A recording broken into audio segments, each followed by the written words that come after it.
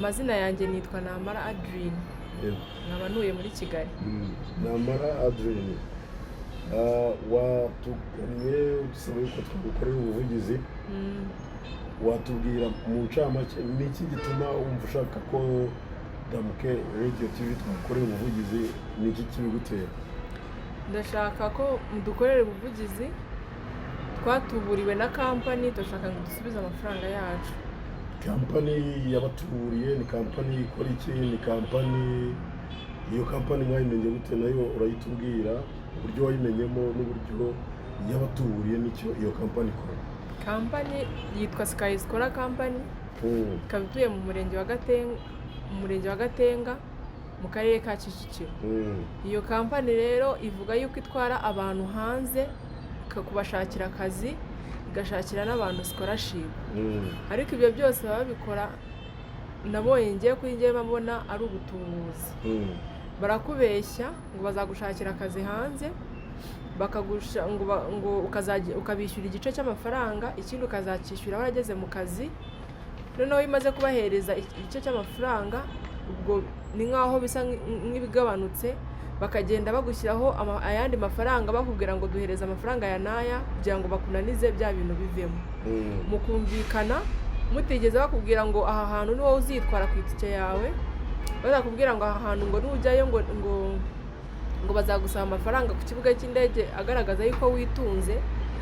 Kubera rero ugiye gushaka akazi, ntabwo ibyo byose babigusobanurira, kandi umuntu mu by'ukuri ntabwo ajya gushaka amafaranga afite ayandi. Rero usanga bo bagushakira, bakubwira ko bagiye gushakira viza y'akazi, bakagushakira viza y'ubukerarugendo bakubeshya. Nkawe bakubwiraga ko bagiye kugufasha kubona viza yihe? Ese icyo gihe byari ryari? Watubwira. Njye bambwiraga ko bagiye kunshakira akazi muri Mauritius. Icyo gihe nabitangiye mu kwezi kwa 9 nibwo natangiye process. Ndabona bambwira ngo nzagenda nzagenda mu kwa mbere itariki 20 nizo zari itariki za nyuma zo kugendera. Ndabona amasezerano mwarasinyanye ku itariki 30 z'ukwezi kwa 9 mwaka wa 2025. Nibwo twabisinyanye, icyo gihe nibwo twasinyanye amasezerano, ariko process nayo narayitangiye. Noneho icyo gihe nibwo twasinyanye amasezerano yo kujya hanze, nyine banyizeza ko bagiye kunshakira akazi hanze muri Mauritius. Mukimara gusinyana ayo masezerano bagusabye iki, cyangwa se mbere yuko muhura bari bakubwiye ko ari iki gisabwa kugira ngo ube wabasha kujya muri Mauritius? Njyewe mu by'ukuri ntabwo nashaka kujya aho ngaho, ni inshuti yanjye yari yahambwiye ndashaka kujya gukora mu gihugu cya Oman. Noneho hari umushuti wanjye wambwiye ngo aziranye na kampani ishaka akazi hanze atari muri Oman, igushakira akazi hanze mu gihugu cya Mauritius cyangwa se South Korea, bakagushakirayo akazi. None arangije arambwira ngo muri Oman ishobora kujyayo ngo bakanyicirayo, cyangwa se ngo bakajya nkora nyine ngo umucakara bajye banyishyura. Noneho umushuti wanjye arangiye amereza nomero zabo, turavugana. Noneho icyo gihe nari mfite amafaranga 500. Ndabibabwira, angira nijye mu mafaranga mu bushobozi bwanjye nabona amafaranga 500. Nayandi mfite ko umuntu wenda kuntwara muri Oman nari kumuhereza amafaranga 500 byose bikarangira, akanshakira akazi, akanashakira n'itike ku buryo ngiye muhereza amafaranga ndi ku kibuga cy'indege ngiye kugenda. Uwo muntu bosi wabo yitwa Joshua, niwe twavuganye kuri telefone. Ndamubona Joshua Niyigena. Arangije arambwira ngo ibyo 500 ngo nta kibazo, ngo babiheraho bayafata, ngo ariko ngo bo serivisi yabo ngo bishyuza miliyoni, ngo nabahereza ayo 500, ayandi 500 ngazayabahereza narageze mu kazi, naratangiye gukora. Noneho nibwo bambwiye ngo mbagane, ariko nibansobanurira ngo bambwire ngo nzishakira itike, nibansobanurira ngo bambwire ngo hari ibindi bintu bizakenerwa, kuko njye nayo mubwije ukuri y'amafaranga mfite. Arambwira ko nta kibazo, ibyo byose amafaranga yose aziyongeraho njyewe nzayishyura nageze mu kazi. Ubwo amafaranga warayatanze 500 uko turi kubibona ku masezerano mwakoranye kuri zira tariki 30 z'ukwezi kwa 9. amafaranga nahise ngenda ndayaba, nari mfite ikimasa cy'umwana wanjye bari baramuhaye, ndagenda ndakigurisha mfata amafaranga 500 ndabibahereza. Ese ayo mafaranga iyo wayishyuraga baguhaga inyemezabwishyu? Nayo baguhereza, nayo bigeze bamereza, ariko twabishyize mu masezerano ko nabahaye amafaranga 500. Biragaragara ko mwana agiye gusinyisha amasezerano kwa noteri. Yego, biragaragara. None kuri ubu ngubu byaje kurangira gute, bimeze gute, nabyo watubwira? uko byaje kurangira rero baje kunsohorera visa yanditseho on hold, ngo ningende ngo bamereza itariki 20 zo kuzagenda muri icyo gihugu cya Mauritius. Noneho ndangiye ndababwira nta kibazo ningende ready, baranje bavuga ngo uzana itike. Namwe se itike ko nayo mwize mumbwira mu bintu twe twavuganye ko nta matike mwigize mumbwira, ngo kampani ngo gushakira akazi ariko ntabwo gushakira itike, ngo uwo mukozi urimenyera, ngo twebwe ibyo tukumenyera akazi n'ahantu uzaba igihe cy'ukwezi. Ati ibyo bindi ntabwo bitureba, uko uri bugende uko uri buceho, ati n'indwara, ati uko ugomba kugenda wisuzumisha ko nta sida ufite, icyo gihugu ntabwo wabamo nta sida ufite. Ati rero reba ukuntu ushakisha itike ugende. Ndangije ndabana okay nta kibazo. None ndababaza se ni tike ni nangahe? Baraje bambwira ngo ni icyo gihe byari amadolari 700. Bambwira ngo ni ukugenda gusa. Amadolari 700 ndayashaka ndayabona. Ngenda mu bavandimwe banje barayanshakira ndayabona. Ndaje ndabibabwira. Aranje bahita bambwira ngo babikuyeho. Ngo nago kugenda ngo gukatisha ikigenda rimwe utari bugaruke, ngo nago byakwemera muri icyo gihugu cya Mauritius. Ngo rero ngo ni ngombwa yuko ngomba gushaka itike izantwara n'izangarura. Ngo icyo gihe kubera mba nari bugaruke ngo iyo tike ndahomba. Nase kubera iki ibyo bintu mutabivuza? Ati natwe ntago ari twebwe, ni amategeko ati igihugu kiba cyashyizeho. Atwaye bagutwaye bakagusanga hari indwara muri zimwe urwaye badakeneye, nko kurwara sida, ni wabaye urwaye sida, ni wabaye urwaye umwijima. Iyo basanze muri izo ndwara hari indwara urwaye, kugira ngo ibintu bitazabarushya, iyo wakatishije itike kugarura bahita bakugarura vuba bitabanje kubagora. Okay nta kibazo, ntabwo naba nabonye itike imwe, reka nkomeze nshakisha. Nabaze ko ndeba itariki zizamfata niziramuka zifashe muzanyongerera igihe. Ati nta kibazo. Ubwo uwo boss wawe witwa Joshua twajya tuvugana, nkomeza gushakisha amafaranga, mbura 500 ngajya bimubwira. Nundi twagenye amasezerano yitwa Sadi, niwo icyo gihe wari uriyo, niwo twavugana ko niwanyakiriye, kavugana ni se Sadi nibimeze bite ko ngiye kubona amafaranga kandi nkabona itariki zo kugenda aho zimo zindengera. Ngo nugiremo ikibazo ngo tuzagushakira itariki tuzayongera. Nyabane nta kibazo. Ubwo icyo gihe rero amafaranga nza kuyabona. Nyabonye ndabavugisha bambwira amafaranga ubu nayabonye ndayafite, nubu mwambwira nkagenda. Barangije barambwira ati nta kibazo, turaje tuheze nyuma y'icyumweru kimwe turaza kugusubiza. Icyumweru kimwe ndagitegereza kirashira, negeza ko bansubiza ntibansubiza, ndabahamagara ati uraza kuba twihanganiyeho, ati ubu duhaye ibyumweru 2, ati ibintu ndabona bisa nk'ibyahindutsemo ukuntu, ngo tubanze turebe ko byajya mu murongo. Bya byumweru 2 nabyo birashira. Ndagenda njya kuri kampani yabo ndababaza se bimeze bite ko murimo mumbwira ngo ibintu mwasezeranyije ko bitarimo bicamo, bimeze bite? Ati nuko twihanganira, ati byagiye bigiramo izindi mpinduka, ati ubu ngubu kujya muri Mauritius ntabwo bigikunze, ati reka niba wemera tukagukora Dubai cyangwa Qatar. Muri Mauritius ukareka ngo hazanye impinduka zindi. Nawe se kunsaba kujya muri Qatar no kujya muri Dubai byo biransaba iki? Ngo ku mafaranga kwe twagusabye ngo ugomba kongeraho ayandi. Ngo icyo gihe bambwiraga miliyoni 1,500,000. Noneho ngomba kugenda bishyuye 1,500,000 akaba iyo nzabahereza nageze mu kazi, mbongera ayandi mafaranga 500,000. Rero sinabongera ayandi mafaranga n'ayambere byaranze. Birege ikintu muri bukore mufata amafaranga yanjye muyansubize. Ngo nago byakunda, ibyo wawe usa nk'umuntu wikuye muri kontora. Ati kandi iyo wikuye muri contract nta kintu kimwe n'amafaranga waratanze mbere birahomba. Rero si ibyo bintu mumva byaba byo. Nafashe inzira nkajya kugurisha inka y'umwana wanjye kugira ngo ngere njya guhindura ubuzima, ibyo bintu urumva byavamo ku buryo mufata amafaranga yanjye mukatwara nta kintu na kimwe mwigize munkorera muri byo.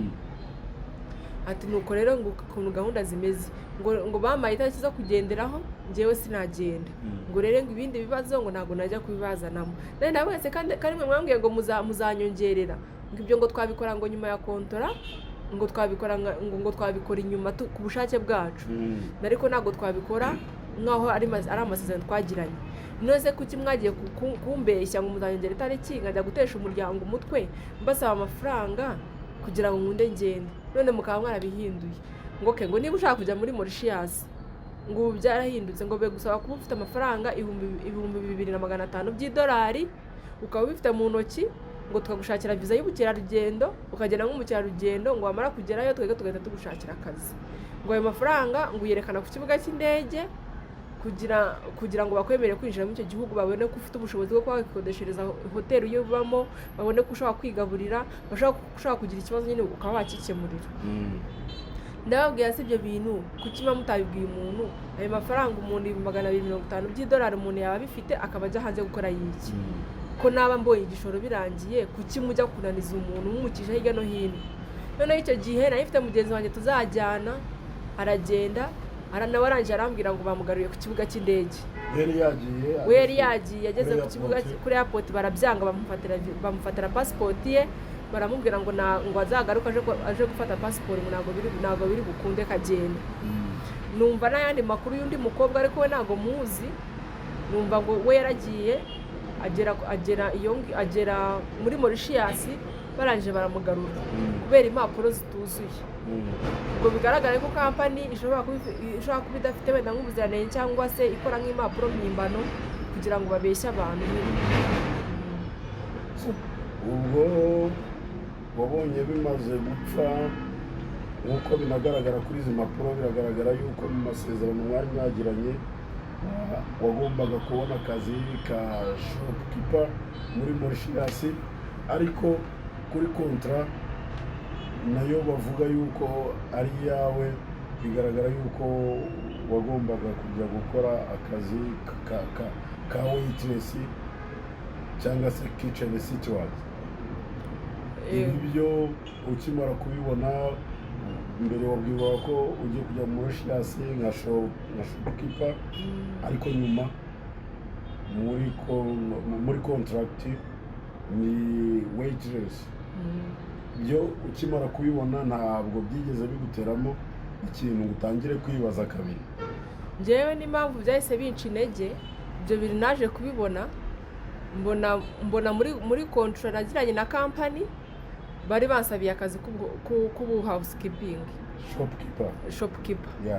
Noneho ngiye kubona mbona contract banzaniye niyo kujya gukora kuri beach nk'umu waitress. Nanjye ndabibabaza, atwege company tudushaka akazi aho tukabonye ni hawo ngaho twohereza. Nibwo nahise mvuga ibi bintu bishaka kuba birimo ubutubuzi, bishaka kuba atari byo. Njyewe mpitamo mbivamo ndababwira ntabwo nyigiyeyo, mushaka ukuntu musubiza amafaranga yanjye. Murifata amafaranga murebe ibintu byose mwakoresheje, mukureho amafaranga yanyu musubiza yanjye. Ni kandi muri ibyo byose ndashaka ngo munyereke fagitire y'ibintu mwakoresheje, ko ntabwo nakwemera yuko mwapfa kumbwira ngo mwakoresheje 500 byose kunshakira akazi kandi ntabwo nigeze mbona. Mukure ibyo mwakoresheje munyereke na fagitire, ubundi nta kibazo. Njye niyo nasigana na 500 nta kibazo, ariko mwanyeretse fagitire y'ukuntu ibintu byagiye bigenda. Ntabyo bigeze bakora. Byaje gusaba izindi mbaraga, tujya muri RIB turarega. Tugeze kuri RIB baratubwira ngo ikirego wagiyeho ntihagana hehe? RIB ya Kicukiro. Tugezeyo na bagenzi banjye baratubwira ngo ikirego cyacu kubera ngo twagiye kwa noteri ngo birasaba ngo tugitware mu rukiko. Mu rukiko twiyambaza abavoka, baratubwira ngo iyo ikirego kitageze muri 3 miliyoni ngo ntabwo bajya bacyakira. Nyuma y'aho ngaho rero ndagenda ndicara mbona ukuntu ngiye guhomba, mbona ntabwo byavamo. Ndagenda mbasanga ku kazi kabo, mbwira abagenzi banjye buri muntu nagenda yinjiramo hariya, buri muntu afata ikimworoheye tugende. Haboneka umwe wenyine niwe twajyanye, ubwo mbaneruye imashini yabo ya computer, mbaneruye n'indi mashini yabo imwe bacomekaho desktop, hari na wifi aho ngaho nayo turayiterura na kamera yayo turayiterura. Ntabwo twabitwaye ngo tujye kubigurisha cyangwa tujye kugisha, twabitwaye kugira ngo nabo bumve ikiniga bafate amafaranga yacu bayadusubize tubahereza ibintu byabo. Twari turi 2 gusa, njye n'undi mwana nabo batuburiye bamubeshya ngo bazamushakira scholarship hanze mu Bushinwa, nabo bakagenda bamusaba amafaranga buri munsi. Nyuma y'uko mutwaye ibikoresho birimo laptop, birimo CPU ndetse na kamera na wifi router, ntabwo iyi kampani ya Sky Scholar Limited yigeze ibarega kuba mwayitwariye ibikoresho? Yagiye gutanga ikirego muri RIB ihamagara uwo mugenzi wanjye kuko niwe bari bazi aho atuye, njye batazi aho ntuye kuko ninjye bari babitwaye ibintu byinshi, ni nanjye wazanye icyo gitekerezo. Noneho bamuhereza convocation imuhamagara kuri RIB. Uwo mugenzi wanjye arangije abona bashobora guhita bamufunga, aragenda yitabaza ubuyobozi bwo hasi bwa mudugudu ko bari batubeshyeye ko twatwaye amafaranga yabo $300. Ubwo icyo gihe tongera twiyambuza mu mudugudu arabahamagara, baraza baraganira, arababaza ko ayo mafaranga abana baratwaye ko barimo bavuga ngo batwaye ibi n'ibi ko ayo mafaranga atarimo, ngo yanga amafaranga ntago arimo, bahita babyemeza ko amafaranga atarimo. Noneho bahita bamamagara ngo nzane ibyo bintu ngo baze tubiganireho turebe tubifatire umwanzuro, twe kujya mu buyobozi batazavamo umwe bafunga muri twebwe. Ubwo icyo gihe turagendanwa mbatwarira ibintu byabo nari natwaye, n'uwo mugenzi wanjye nawazana ibyo yari afite, mudugudu turabimwereka, turamubwira ariko barabikuranga ariko baduhaye amafaranga yacu. Barangije barambwira ngo nta kibazo, ngo baraje babyende babyigeho, ngo bazadufatira umwanzuro. Barangije baragenda barambwira ngo bazanyohereza fagitire y'amafaranga nakoresheje, ubundi bamereze amafaranga nyine asigaye. Izo fagitire bamereza nyuma y'umunsi umwe, ndategereza ndabibura, bongera bamereza icyumweru, nabyo ndategereza kirabura, negereza nyuma y'ukwezi, naho ukwezi kurashira batarabimereza. Mpamagara mudugudu nabwira rero njye ndabona batarimo badashaka kumereza ibintu byanjye, badashaka kumeza amafaranga yanjye, kandi nasubiye mu ishuri ndimo ndiga, nabuze amafaranga yo kwishyura ishuri, ndaje ngurisha imashini zabo. Nibwo rero bahise bavuga ngo bicaye nka board ya kampani yabo, ngo babona yuko bagomba kumfata amafaranga muri 500 bakansubiza 250, ngo nabo 250 akagendera mu byo bakoresheje. Ndababwira ni njyewe nta kibazo, mupfa kuba mumeza fagitire y'ibyo mwakoresheje. Barangije fagitire barazibura, barangije barambwira ngo gutyo ngo board niko yanzuye. Nanjye ntabwo byakunda rero. Turimo turareba ubwo turimo tunagera turangana ku musozo. Izi nyandiko zashyizweho umukono wa noteri, nubwo ndi kubona imikono iriho nayo igenda itandukana. Kwa noteri ho mwarajyanye? Twarajyanye. Noteri anakorera ubu ngubu tugusabye kujya gutwereka aho akorera nahabereka ndahazi. Kuko biragaragara ko noteri we ntabwo tuvuga amazina ye, bigaragara yuko urebye nk'umukono uri ku rupapuro ukareba umukono uri aha ngaha, nabyo urabona harimo ibintu byo kunyurana, wenda niko aba noteri basinya ntabwo nabimenya. None Adrien, icyifuzo cyawe ni iki? Icyifuzo cyanjye ni uko Sky Scholar rwose yadufasha ikatubabarira, ikadusubiza amafaranga yacu. Iby'indishyi y'akababaro kuko byo ntabwo umuntu wenda ntabwo yapfa kubibara cyane, ariko tubonye abatuvugira nko babidufasha, ko guhera mu kwa 9 umuntu agufitiye amafaranga tukaba tugeze mu kwa 10 utarigize nayafata ngo uyashore mugira ikintu yakoresha, niyo nka yawe warayifasha ukayigurisha ubu yakabaye wenda yarabyaye cyangwa iri hafi kubyara, ni ikintu kibabaje. Badusubiza amafaranga yacu. Uyu munsi muravugana? Ntabwo aya masaha tuvugana kuko meruka kuvugana nabo bambwira ko bagomba kumeza amafaranga 250, nabo bakagumana yabo. Namwe ntabwo byakunda.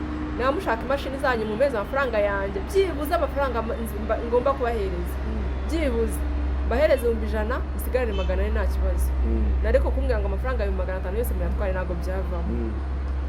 Tugana ku musozo, wowe ubutumwa watanga ku bandi bagenzi bawe, wavuze yuko wari umaze kubona ko ino kampani ya Sikora ishobora kuba ari abasikamu cyangwa se ari abatekamutwe. Ni wowe ubutumwa watanga ku rubyiruko rugenzi rwawe cyangwa abandi bantu nabo batazaribwa utwabo nyuma yawe? Nagira urubyiruko nuko bitondera kampani nk'izi ngizi bashaka kubatwara hanze. Umuntu ugusaba kwishyura amafaranga mbere ujye umenya ko arimo gutuburira. Ubundi ari abantu b'ukuri amafaranga yabishyura babonye ibyangombwa byose, ikintu wose gaje ari ukugenda. Kandi ikindi ukabanza ukumvikana nabo ibintu byose bakabigusobanurira, bakakubwira ngo itike niwo uzayishakira, bakakubwira ngo ibintu byose byo ugomba gushaka byose bakabikubwira ku murongo. Ukumva ko ibyo bintu bishoboye cyangwa utabishoboye. Apana kuza bakubona ngo nuko ufite amafaranga wowe ukagendera mu gihe bavuga ati yego twagufasha, irimo ibintu byinshi. Ntabwo ubizi ko uzishakira itike, ntabwo ubuzi ko kuri icyo kibuga cy'indege hari amafaranga bazagusaba. Ukabanza ugasobanuza neza ukabimenya, na kampani zikaba zisobanura neza abakiriya babo bakareka kubagora, bakababwira ku munota wa nyuma kandi babona ko batagize ko umuntu niba gusobanurira akubwira ati njye mfite amafaranga 500 gusa ndashaka gufasha nshakira akazi, wowe numubwire ngo ishakira itike ukambwira ngo uzabifasha nta kibazo uzabona akazi, ayandi nyakwishyuye nagezeyo njye mpita niyumva nk'umuturage, mpita niyumvamo ko ibintu byose bikubiyemo kubera ntabwo babisobanuriye. Niyo nama nagira urubyiruko kujya babanza bagashishoza mbere y'uko gira amafaranga namwe bishyura, kandi bakayishyura ariko bagiye kugenda, apana kwishyura ngo baze ngo babanze bagukorere serivisi. Reka tubishimire. Murakoze.